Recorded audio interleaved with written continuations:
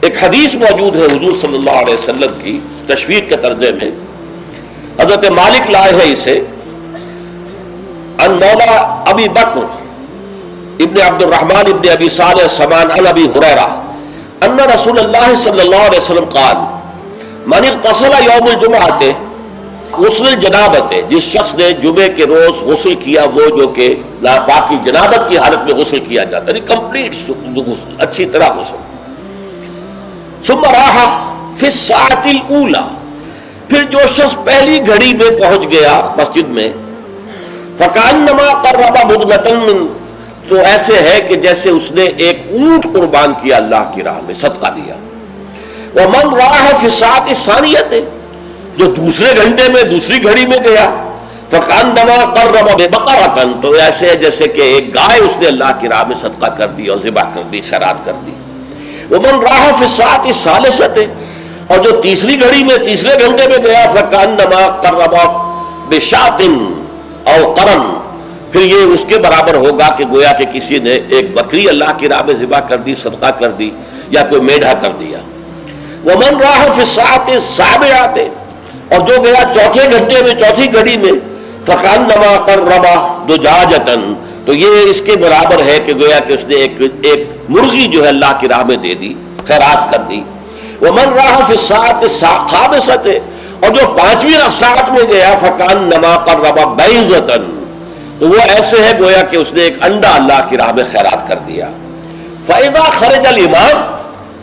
تو جب امام نکل آئے، حضرت الملائکہ یسمعون الذکر، تو اب فرشتے، ایک اور روایت میں الفاظ آئے ہیں جو فرشتے بیٹھے ہوتے ہیں حاضری درج کرنے کے لیے، فلاں آ گیا، فلاں آ گیا، یہ چوتھی ساتھ میں آیا، یہ تیسری میں آیا، یہ دوسری میں آیا، یہ پانچویں میں آیا. تو فرشتے اپنے وہ رجسٹر بند کر کے، اور وہ خود الذکر، یعنی وہ جو امام خطبہ دیتا ہے وہ الذکر ہے، اس خطبے کی طرف وہ ہمتن متوجہ ہو جاتے ہیں. چنانچہ ایک تو یہ بات جان لیجئے کہ اس کے بارے میں امام الہند حضرت شاہ ولی اللہ دہلوی رحمۃ اللہ علیہ کی رائے ہے کہ اس سے مراد یہ نہیں ہے کہ فجر کی نماز کے بعد طلوع آفتاب کے بعد پہلا گھنٹہ، پھر اس کے بعد دوسرا، پھر اس کا تیسرا، پھر اس کا چوتھا، پانچواں، بلکہ یہ زوال کے بعد سے خفیف ساعات ہے. یعنی زوال سے وقت شروع ہوا، سورج جو ہے وہ نصف النہار سے ذرا ڈھلکا لدنو کی شمس، تو اس کے ساتھ ہی جمعے کا وقت شروع ہو گیا. تو اس وقت سے پہلی ساعت، دوسری ساعت، گویا کہ یہاں ساعت سے مراد گھنٹہ نہیں ہے بلکہ کوئی اور لطیف قسم کا پیمانہ وقت کا ہے. یہ شاہ ولی اللہ کی رائے ہے جو انہوں نے اپنی مصفہ میں بھی اور مصوہ میں بھی، شاہ ولی اللہ کے نزدیک بڑی اہم کتاب جو ہے حدیث کی وہ موطا ہے. میں سب سے پہلے آداب جمعہ اس کے عنوان سے عرض کر رہا ہوں کہ جمعے کے روز غسل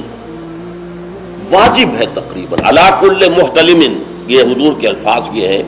غسل الجمعہ کے واجب علی کل محتلم، جو بھی بالغ ہو چکا ہے مرد، عورت پر تو ظاہر بات ہے کہ جمعہ فرض ہے ہی نہیں، جیسا کہ میں عرض کر چکا ہوں، اس کے لیے جمعے کا غسل واجب ہے. اور اندازہ یہ ہوتا ہے، میں یقین سے تو نہیں کہہ سکتا، کہ جیسے ہی جمعے کے لیے روانگی ہو اس وقت غسل کیا جائے. پھر حضور نے یہ بھی فرمایا ہے کہ اچھے کپڑے پہن کر جاؤ، دھلے ہوئے کپڑے پہن کر جاؤ. آپ نے فرمایا کہ کیا تم میں سے کسی شخص کے لیے یہ ممکن نہیں ہے کہ اپنے جو محنت کے کپڑے ہوتے ہیں، محنت یعنی جب کہ مشقت کرتا ہے، ایک لوہار بیٹھا ہوا ہے اور وہ بھٹی کے سامنے بیٹھ کر کام کر رہا ہے، پسینے آئیں گے اسے، کپڑوں میں بدبو ہو جائے گی پسینے کی، پھر اس کے اوپر سیاہ داغ پڑے ہوں گے، میلے ہوں گے. تو یہ اس کا لباس ہے محنت کا. یا کوئی کاریگر ہے، مکان کی تعمیر میں لگا ہوا ہے، ظاہر بات ہے جب وہ یہ کام کر رہا ہے گارے کے دھبے ہوں گے، کچھ اور ہوگا. تو حضور نے فرمایا کیا ممکن نہیں ہے تم میں سے کسی کے لیے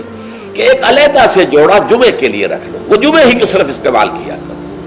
وہ تمہارے محنت کے کپڑے نہ ہوں کہ جن میں تم محنت اور مشقت کرتے ہو، بلکہ وہ علیحدہ سے ایک جوڑا ہو، اس کو فراہم کر کے رکھو.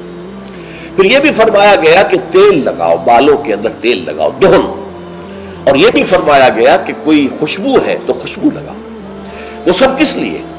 کہ جو ماحول ہو جمعے کا وہ معطر ماحول ہو،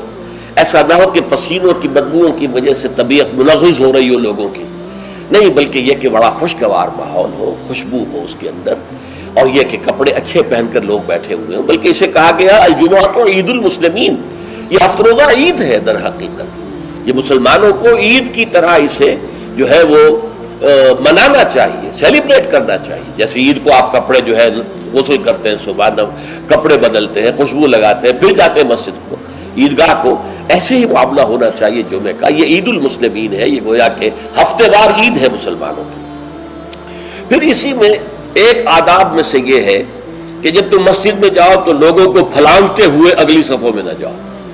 بلکہ عام جو ہے ہدایت ہے وہ یہ ہے کہ بھئی پہلے اپنی صف اگلی لوگ پوری کر لے، پھر دوسری میں بیٹھے، پھر تیسری میں بیٹھے، تاکہ لوگوں کو ضرورت ہی محسوس نہ ہو. جب وہ دیکھتے ہیں کہ اگلی صف میں جگہ خالی ہے تو پھر وہ لوگوں پہ پھلانگتے ہوئے جاتے ہیں. لیکن ہر صورت پھلانگتے ہوئے یا لوگوں کو علیحدہ کر کے پھر اپنے لیے جگہ بنانا، یہ جو ہے اس سے منع کیا گیا ہے. خاموشی سے جہاں جگہ تمہیں مل رہی ہے بیٹھ جاؤ، اور پھر اسی میں سے انصات ہے، خاموش رہو، گفتگو نہ ہو. یہاں تک کہ حضرت ابو ہریرہ سے یہ روایت ہے ترمذی اور نسائی اور دوسری کتابوں کے اندر، ان رسول اللہ صلی اللہ علیہ وسلم قال اذا قلت لصاحبك يوم الجمعة انصت والامام يخطب فقد لغوت. دو آدمی گفتگو کر رہے ہیں، آپ تیسرے آدمی ہیں، آپ سن رہے ہیں، آپ ان سے کہتے ہیں خاموش ہو جاؤ، تو تم نے بھی لغو کام کیا. انہیں منع کرنے کے لیے بولنا بھی پسندیدہ نہیں ہے، خاموش رہو، اشارے سے کہہ دو. لیکن تم نے اگر آواز نکالی جبکہ امام خطبہ دے رہا ہے، امام کے خطبے کی طرف ساری توجہ، اس جمعے کی ساری حیثیت جو ہے وہ اسی خطبے کی وجہ سے، لہذا اس میں آپس میں گفتگویں کرنا، اس طرح کی چیزیں جو ہے وہ بالکل غلط ہیں، آداب جمعہ کے منافی ہیں. جس کی انتہا یہ ہے کہ اگر وہ آپس میں دو گفتگو کر رہے ہیں اور آپ انہیں روکنے کے لیے بھی زبان کھولیں، انصت، خاموش ہو جاؤ، تو یہ بھی فقط لغو تھا، تم نے بھی ایک لغو حرکت کی ہے. بلکہ اشارے کنایت سے کہہ دیا جائے کہ زبان نہ کھولی جائے.